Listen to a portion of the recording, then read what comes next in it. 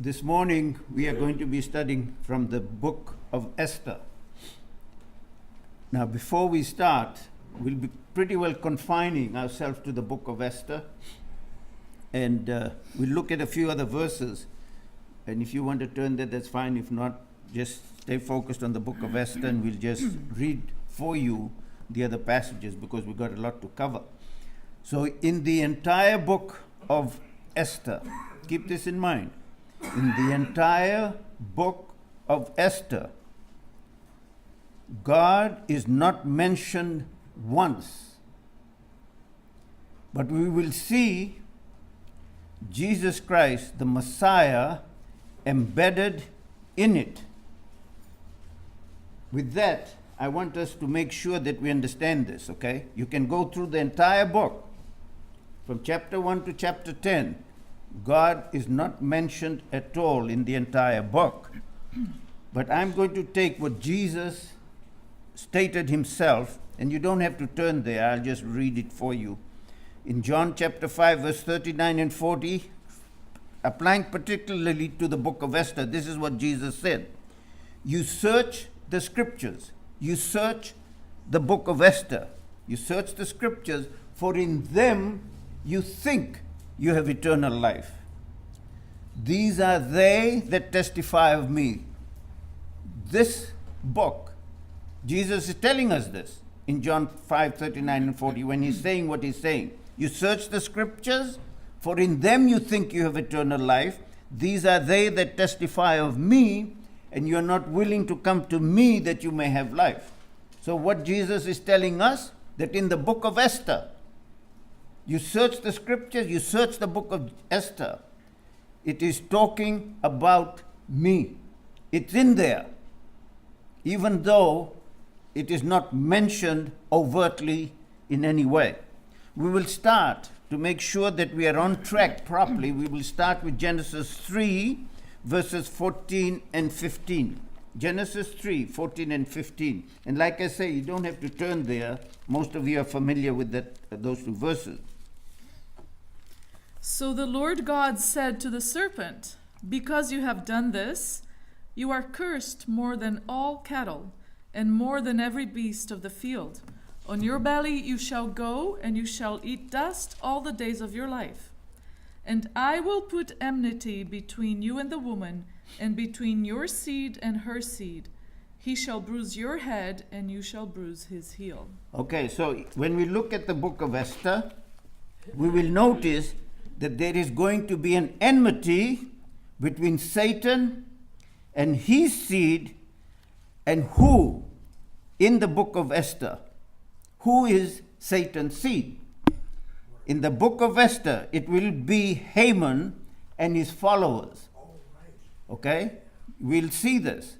Haman and his followers will be the seed of the serpent. And Jesus himself had said in John 8:44, that you are of your father, the devil. And of the desires of your father you want to do. He was a murderer from the beginning and does not stand in the truth, because there is no truth in him. So here, Haman's father was nobody else but who? The devil himself. Jesus himself clearly told us this. Now, we want to start and look at Queen Vashti. Now, Queen Vashti in Esther chapter 1, verses 1 to 5, we will read. And then Esther chapter 1, verses 9 to 22. Now it came to pass in the days of Ahasuerus, this was the Ahasuerus who reigned over 127 provinces from India to Ethiopia. In those days when King Ahasuerus sat on the throne of his kingdom, which was in Shushan, the citadel, that in the 3rd year of his reign he made a feast for all his officials and servants, the powers of Persia and Media, the nobles and the princes of the provinces before him. When he showed the riches of his glorious kingdom and the splendor of his excellent majesty for many days, 180 days in all. And when these days were completed, the king made a feast lasting 7 days for all the people who were present in Shushan the citadel, from great to small, in the court of the garden of the king's palace. So when we look at verse 1, in verse 1 it clearly tells us that the Persian Empire was all the way. In the west was Ethiopia, all the way to India. And the mileage-wise, it would be 3,000 miles. It covers 3,000 miles and approximately 1,500 miles wide. That was all that encompassed the totality of the Persian Empire. And keep that in mind, that Israel was in that 3,000 miles and the 1,500 miles of breadth-wise. Verses 9 to 22. Queen Vashti also made a feast for the women in the royal palace which belonged to King Ahasuerus. On the 7th day, when the heart of the king was merry with wine, he commanded Mehuman, Biztha, Harbona, Bigtha, Abagtha, Zethar, and Carcas, 7 eunuchs who served in the presence of King Ahasuerus, to bring Queen Vashti before the king, wearing her royal crown, in order to show her beauty to the people and the officials, for she was beautiful to behold. But Queen Vashti refused to come at the king's command brought by his eunuchs. Therefore the king was furious, and his anger burned within him. Then the king said to the wise men who understood the times, for this was the king's manner toward all who knew law and justice, those closest to him being Karshena, Shethar, Admatha, Tarshish, Meres, Marsena, and Memucan, the 7 princes of Persia and Media, who had access to the king's presence and who ranked highest in the kingdom. What shall we do to Queen Vashti according to law, because she did not obey the command of King Ahasuerus brought to her by the eunuchs? And Memucan answered before the king and the princes, Queen Vashti has not only wronged the king, but also all the princes and all the people who are in all the provinces of King Ahasuerus. For the queen's behavior will become known to all women, so that they will despise their husbands in their eyes when they report, King Ahasuerus commanded Queen Vashti to be brought in before him, but she did not come. This very day the noble ladies of Persia and Media will say to all the king's officials that they have heard of the behavior of the queen. Thus there will be excessive contempt and wrath. If it pleases the king, let a royal decree go out from him, and let it be recorded in the laws of the Persians and the Medes, so that it will not be altered, that Vashti shall come no more before King Ahasuerus. And let the king give her royal position to another who is better than she. When the king's decrees, which he will make, is proclaimed throughout all this empire, for it is great, all wives will honor their husbands, both great and small. And the reply pleased the king and the princes, and the king did according to the word of Memucan. Then he sent letters to all the king's provinces, to each province in its own script, and to every people in their own language, that each man should be master of his own house, in his own house, and speak the language of his own people. So just think of this. Here's Vashti, the queen of Persia, and what she does not attend this debauched feast, a drunkard feast. She has chosen to remain with the ladies and have the feast with the ladies. What goes through your mind when you think of Vashti? Is Vashti an honorable woman or an honorable queen or not?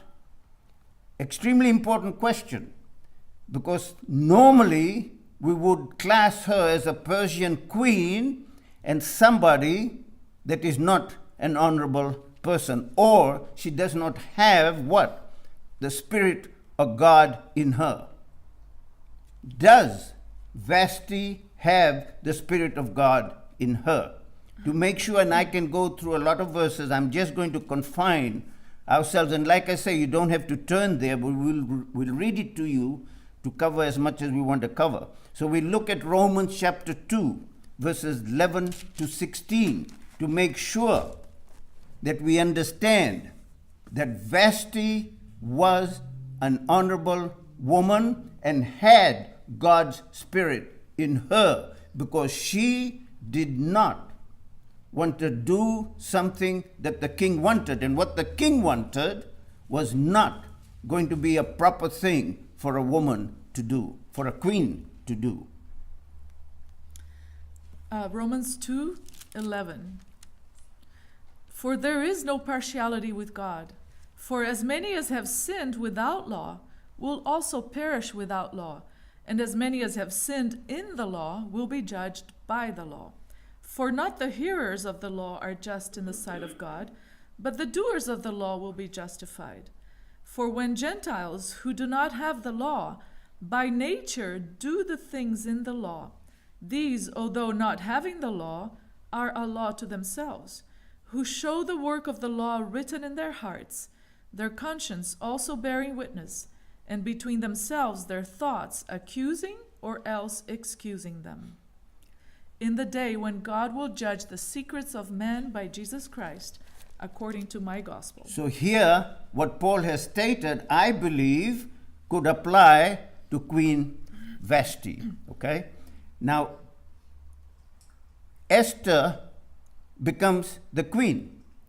And the whole process, we're not going to read the whole process how Esther ends up becoming the queen. We will just confine ourselves to very particular passages. So let's turn to we will be looking at Esther chapter 2, and we'll start with verse 7 to verse 10, and then 16 to 18. And Mordecai had brought up Hadassah, that is Esther, his uncle's daughter, for she had neither father nor mother.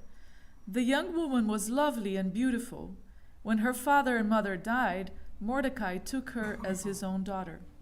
So it was, when the king's command and decree were heard, and when many young women were gathered at Shushan the citadel, under the custody of Hegai, that Esther also was taken to the king's palace, into the care of Hegai, the custodian of the women. Now the young woman pleased him, and she obtained his favor. So he readily gave beauty preparations to her beside her allowance. Then 7 choice maidservants were provided for her from the king's palace, and he moved her and her maidservants to the best place in the house of the women. 16 to 18. Verses 16 to 18. So Esther was taken to King Ahasuerus into his royal palace in the 10th month, which is the month of Tebeth, in the 7th year of his reign.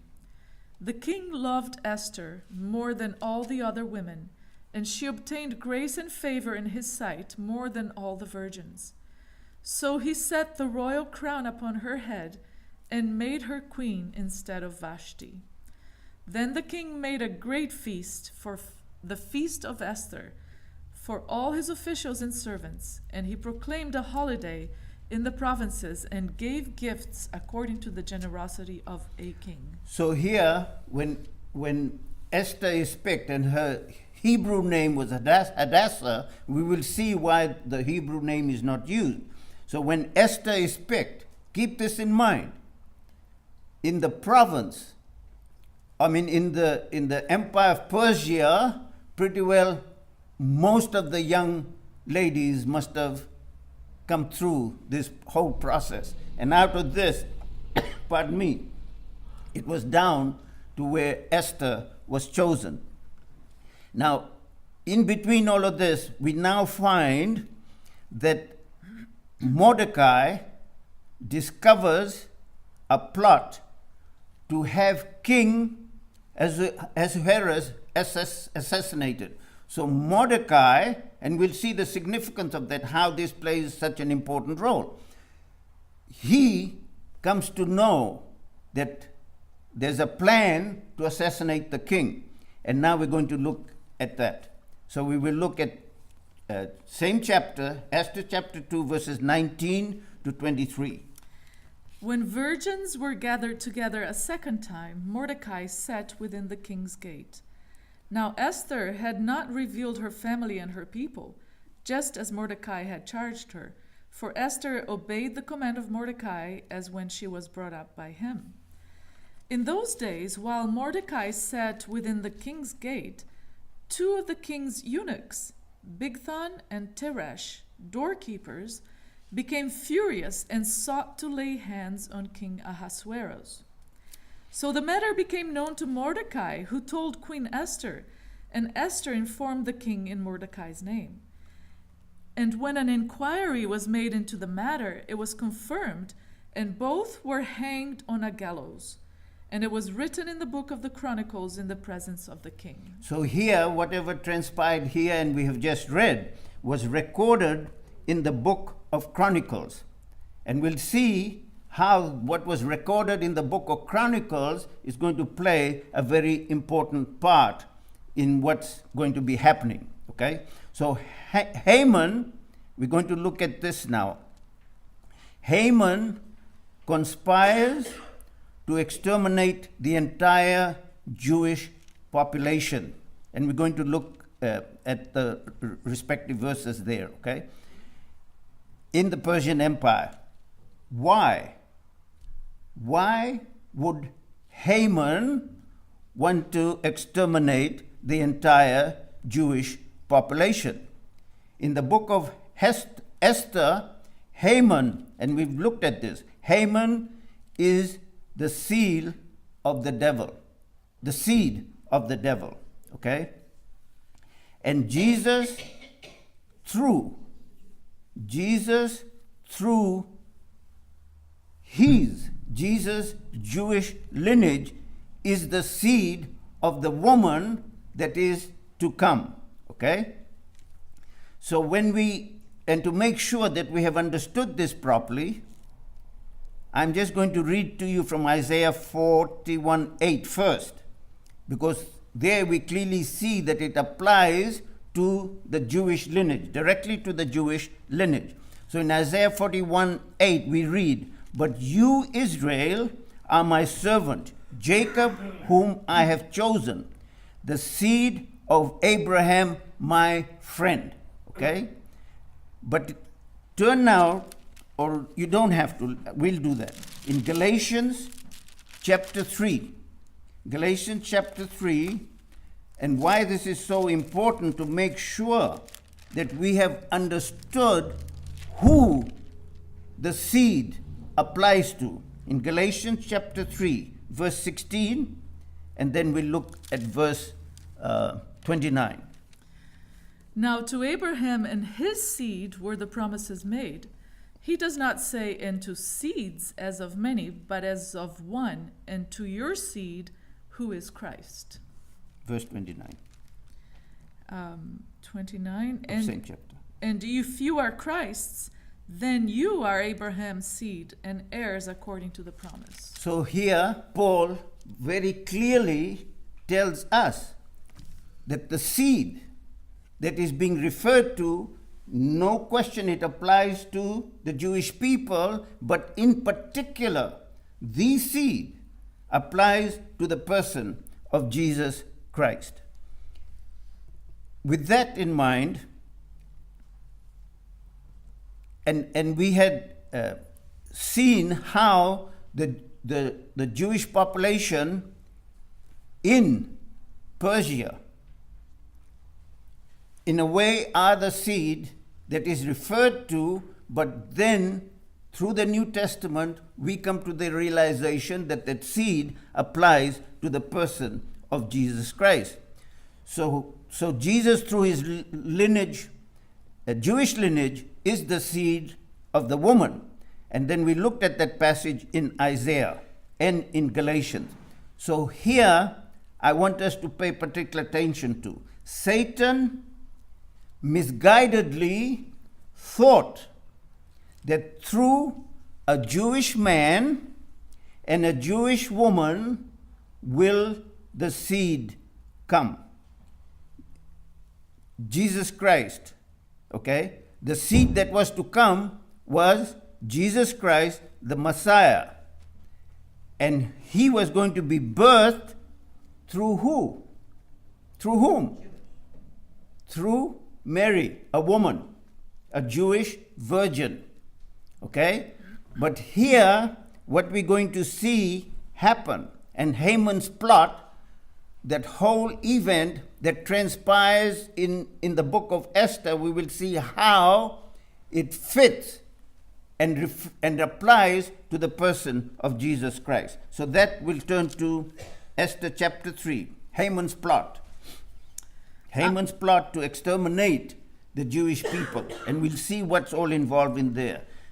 Chapter 3, verses 1 to 6. After these things, King Ahasuerus promoted Haman, the son of Hammedatha the Agagite, and advanced him and set his seat above all the princes who were with him. And all the king's servants who were within the king's gate bowed and paid homage to Haman, for so the king had commanded concerning him.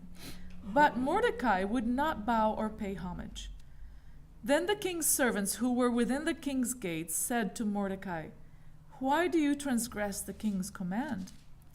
Now it happened, when they spoke to him daily and he would not listen to them, that they told it to Haman, to see whether Mordecai's words would stand, for Mordecai had told them that he was a Jew. When Haman saw that Mordecai did not bow or pay him homage, Haman was filled with wrath. But he disdained to lay hands on Mordecai alone, for they had told him of the people of Mordecai. Instead, Haman sought to destroy all the Jews who were throughout the whole kingdom of Ahasuerus, the people of Mordecai. So before we read any further, so in verse 6, what is being stated here, Haman decided, no question, he's going to try and get Mordecai, but he now has a bigger desire. He wants to make sure that he takes care of all the Jewish people in the Persian Empire. And we will see what was his agenda. Now we look at verses 8 to 12. Then Haman said to King Ahasuerus, "There is a certain people scattered and dispersed among the people in all the provinces of your kingdom. Their laws are different from all other peoples, and they do not keep the king's laws. Therefore, it is not fitting for the king to let them remain." Okay, please, especially for us who are Sabbath keepers, pay particular attention to this verse. Okay, so for there it clearly told us, there is a certain people scattered and dispersed among the people in all the provinces of your kingdom. Their laws are different from all other peoples. Therefore, it is not fitting for the king to let them remain. One of the laws that was different in them compared to all other people was what? The Sabbath. They kept the Sabbath commandment. That was something that was uniquely different and what only applied to the Jewish people. Whatever day the Persian Empire had chosen to worship, we haven't been told, but could it have been a day? We know that it wasn't the Sabbath. It was any other day but the Sabbath. Go ahead. Verse 9. "If it pleases the king, let a decree be written that they be destroyed, and I will pay 10,000 talents of silver into the hands of those who do the work, to bring it into the king's treasuries." So the king took his signet ring from his hand and gave it to Haman, the son of Hammedatha the Agagite, the enemy of the Jews. And the king said to Haman, "The money and the people are given to you, to do with them as seems good to you."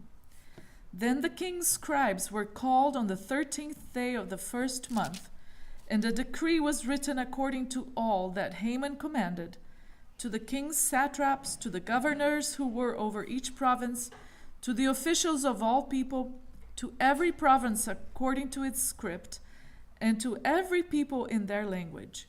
In the name of King Ahasuerus it was written and sealed with the king's signet ring. So what was decreed went throughout the totality of the Persian Empire.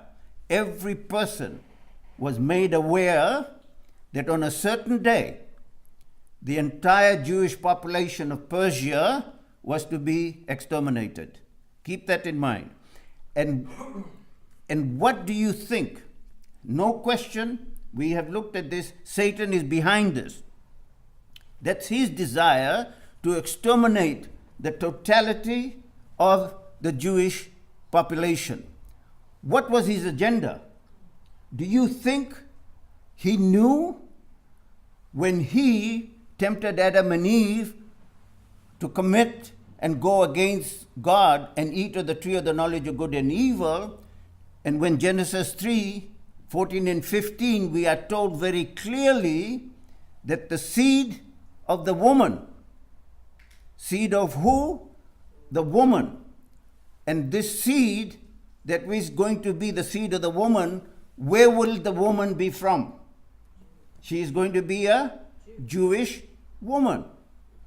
So he figured that he better get rid of the whole, because in his mind, he thought that a man will also be responsible for this Jewish woman bringing the Messiah.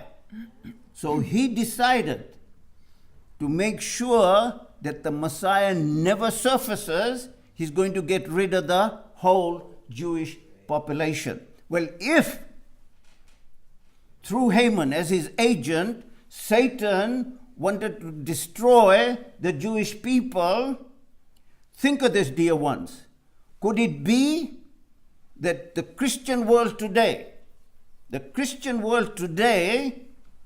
is in bondage to something that applied right there in the Book of Esther? And what is it?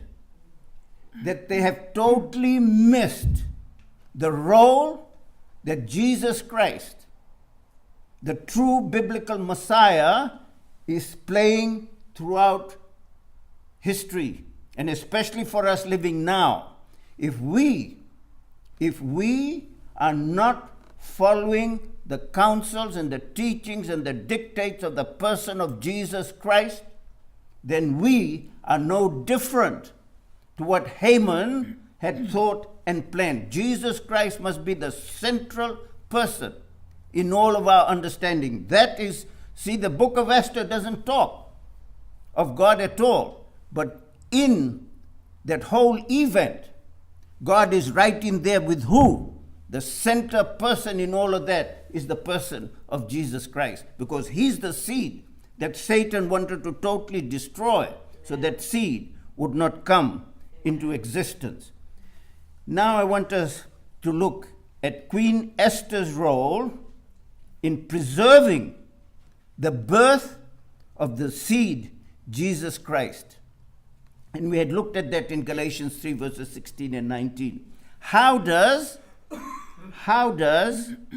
Queen Esther save and preserves the role the seed is going to play in the future by what she does? With that, let's turn to Esther chapter 4, and we start with verse 1.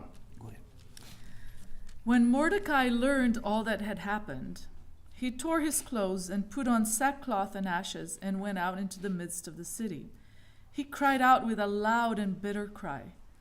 He went as far as the front of the king's gate, for no one might enter the king's gate clothed with sackcloth.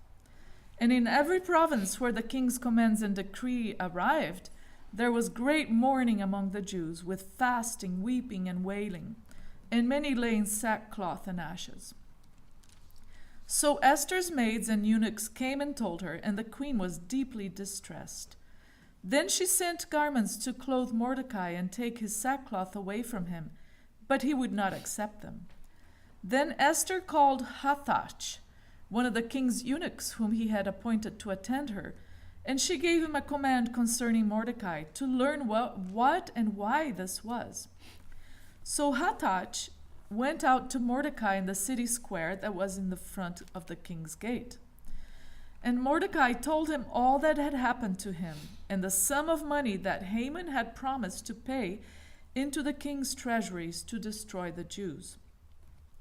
He also gave him a copy of the written decree for their destruction, which was given at Shushan, that he might show it to Esther and explain it to her, and that he might command her to go into the king to make supplication to him and plead before him for her people. So Hathash returned and told Esther the words of Mordecai. Then Esther spoke to Hathash and gave him a command to Mordecai. All the king's servants and the people of the king's provinces know that any man or woman who goes into the inner court to the king, who has not been called, he has but one law: put all to death, except the one to whom the king holds out the golden scepter, that he may live. Yet I myself have not been called to go into the king these 30 days.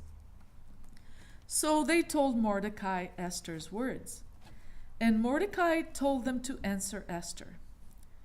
Do not think in your heart that you will escape in the king's palace any more than all the other Jews. For if you remain completely silent at this time, relief and deliverance will arise for the Jews from another place, but you and your father's house will perish. Yet who knows whether you have come to the kingdom for such a time as this? And I want us to pay particular attention to just that last phrase, that she was there for such a time as this. And we must keep this in mind for our own selves here as Christians, that we are here for such a time as this. And Jesus Christ is the only person that we should be centered on. Then Esther told them to reply to Mordecai, Go, gather all the Jews who are present in Shushan and fast for me. Neither eat nor drink for 3 days, night or day. My maids and I will fast likewise, and so I will go to the king, which is against the law. And if I perish, I perish. So Mordecai went his way and did according to all that Esther commanded him. So you can see how they were fasting and praying to make sure that this decree would not happen. Now we'll go to chapter 5, verse 1 to 8.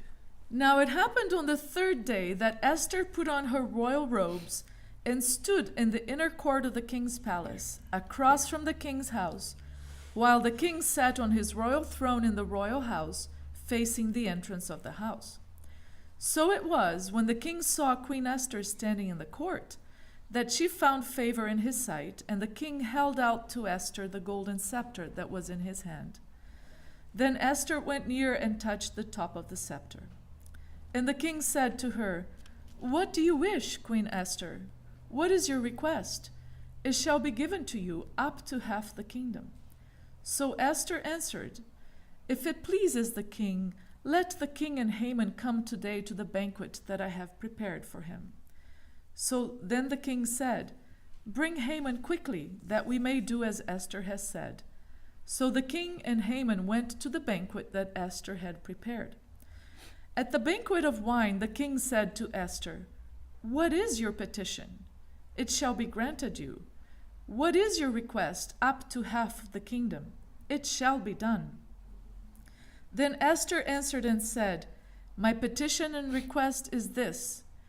If I have found favor in the sight of the king, and if it pleases the king to grant my petition and fulfill my request, then let the king and Haman come to the banquet, which I will prepare for them, and tomorrow I will do as the king has said. So here, we're not going to discuss this now, but I just want us to keep this in mind. When in verse 8, it says, which I will prepare for them, for the king and Haman, and tomorrow I will do this as the king had said. But earlier on in verse 4, she wanted to do it today. But she doesn't do it today, she does it tomorrow. And keep that in mind. We're not going to discuss the implication of all of that. Now I want us to look at Haman's plans to have Mordecai executed. And we'll go to verses 9 to 14 of chapter 5. So Haman went out that day joyful and with a glad heart. But when Haman saw Mordecai in the king's gate, and that he did not stand or tremble before him, he was filled with indignation against Mordecai. Nevertheless, Haman restrained himself and went home, and he sent and called for his friends and his wife Zeresh. Then Haman told them of his great riches, the multitude of his children, everything in which the king had promoted him, and how he had advanced him above the officials and servants of the king. Moreover, Haman said, "Besides, Queen Esther invited no one but me to come in with the king to the banquet that she prepared, and tomorrow I am again invited by her along with the king. Yet all this avails me nothing, so long as I see Mordecai the Jew sitting at the king's gate." Then his wife Zeresh and all his friends said to him, "Let a gallows be made, 50 cubits high, and in the morning suggest to the king that Mordecai be hanged on it. Then go merrily with the king to the banquet." And the thing pleased Haman, so he had the gallows made. Okay, so here we got very clearly that he's got a gallows made to execute who? Mordecai. And we will see what ends up happening. Now note what King Ahasuerus does for Mordecai. So that will go to chapter 6 now. Start reading that. That night the king could not sleep. So one was commanded to bring the book of records of the Chronicles, and they were read before the king. And it was found written that Mordecai had told of Bigthana and Teresh, two of the king's eunuchs, the doorkeepers who had sought to lay hands on King Ahasuerus. Then the king said, "What honor or dignity has been bestowed on Mordecai for this?" And the king's servants who attended him said, "Nothing has been done for him." So the king said, "Who is in the court?" Now Haman had just entered the outer court of the king's palace to suggest that the king hang Mordecai on the gallows that he had prepared for him. The king's servant said to him, "Haman is here, standing in the court." And the king said, "Let him come in." So Haman came in, and the king asked him, "What shall be done for the man whom the king delights to honor?" Now Haman thought in his heart, "Whom would the king delight to honor more than me?" And Haman answered the king, "For the man whom the king delights to honor, let a royal robe be brought which the king has worn, and a horse on which the king has ridden, which has a royal crest placed on its head.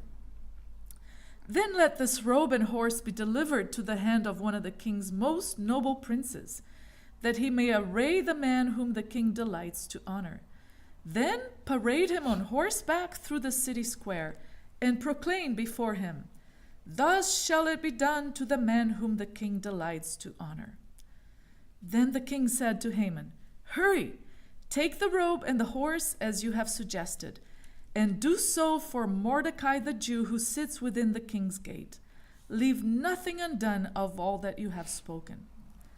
So Haman took the robe and the horse, arrayed Mordecai, and led him on horseback through the city square, and proclaimed before him, "Thus it shall be done to the man whom the king delights to honor." Afterward, Mordecai went back to the king's gate, but Haman hurried to his house, mourning and with his head covered. When Haman told his wife Zeresh and all his friends everything that had happened to him, his wise men and his wife Zeresh said to him, "If Mordecai, before whom you have begun to fall, is of Jewish descent, you will not prevail against him, but will surely fall before him." While they were still talking with him, the king's eunuchs came and hastened to bring Haman to the banquet which Esther had prepared. So here, what Haman had plotted, okay? What Haman had plotted happened to who? The very thing that he had plotted for Mordecai ended up happening to him. Okay? And Jesus, I'm going to share this with you. You don't have to turn there. Jesus said to Peter, Jesus said to Peter, "Put your sword in its place, for all who take the sword will perish by the sword." Very important what Jesus stated there. Very important. What Haman had planned. And Jesus clearly told us what ends up happening. What he had planned ended up happening to him. That falls under the jurisdiction of the tree of the knowledge of good and evil. That is part of Satan's work. Now, Queen Esther has to complete her mission. So with that, we'll look at chapter 8 now. On that day, King Ahasuerus gave Queen Esther the house of Haman, the enemy of the Jews. And Mordecai came before the king, for Esther had told how he was related to her. So the king took off his signet ring, which he had taken from Haman, and gave it to Mordecai. And Esther appointed Mordecai over the house of Haman. Now Esther spoke again to the king, fell down at his feet, and implored him with tears to counteract the evil of Haman the Agagite and the scheme which he had devised against the Jews. And the king held out the golden scepter towards Esther. So Esther arose and stood before the king and said, "If it pleases the king, and if I have found favor in his sight, and the thing seems right to the king, and I am pleasing in his eyes, let it be written to revoke the letters devised by Haman, the son of Hammedatha the Agagite, which he wrote to annihilate the Jews who are in all the king's provinces. For how can I endure to see the evil that will come to my people? Or how can I endure to see the destruction of my countrymen?" Then King Ahasuerus said to Queen Esther and Mordecai the Jew, "Indeed, I have given Esther the house of Haman, and they have hanged him on the gallows because he tried to lay his hand on the Jews. You yourselves write a decree concerning the Jews, as you please, in the king's name, and seal it with the king's signet ring. For whatever is written in the king's name and sealed with the king's signet ring, no one can revoke." So the king's scribes were called at that time in the 3rd month, which is the month of Sivan, in the 23rd day.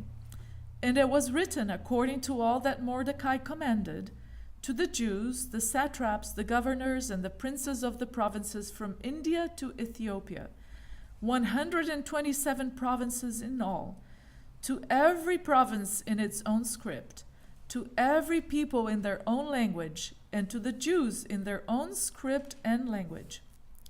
And he wrote in the name of King Ahasuerus, sealed it with the king's signet ring, and sent letters by couriers on horseback, riding on royal horses bred from swift steeds.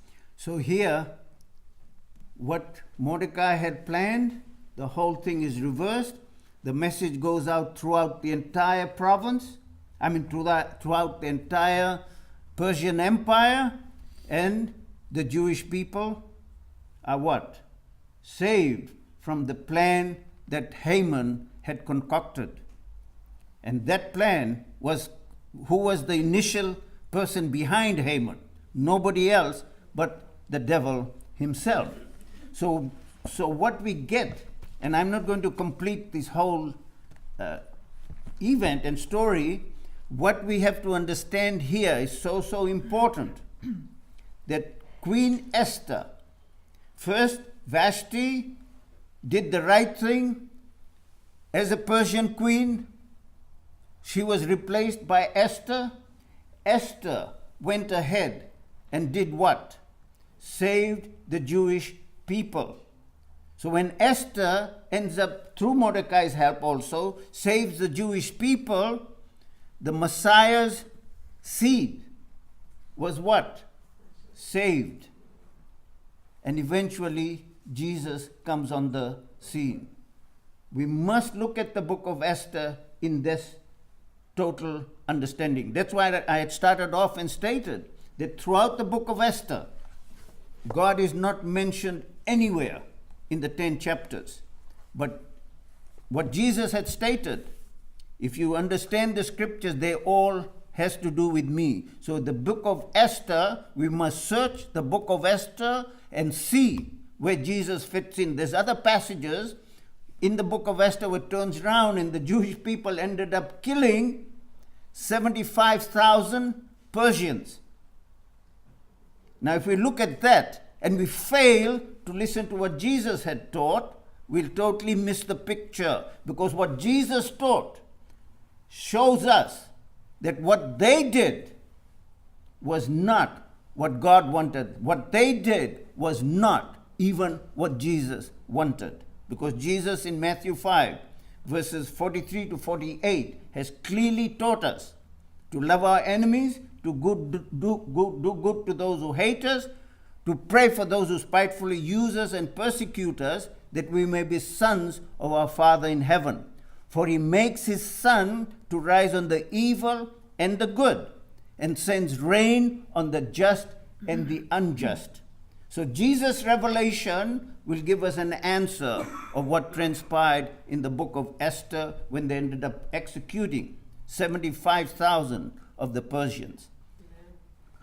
And I hope and pray that you'll go back and look at the book of Esther with this understanding, as Jesus being the central person in there, and Satan is also right in there.